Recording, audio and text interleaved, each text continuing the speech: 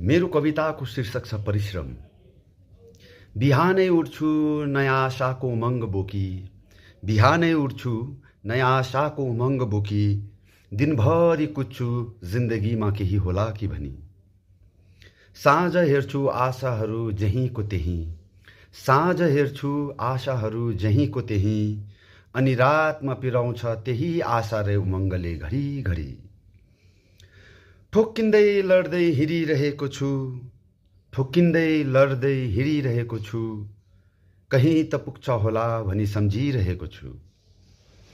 जसो गर्दा पनि नहोला कि भनी, जसो गर्दा पनि नहोला कि भनी, निराश भएर एकान्तलाई खोजिरहेको छु। समय मेरो पनि आउला, समय मेरो पनि आउला, उचाइमा म पनि चढौँला।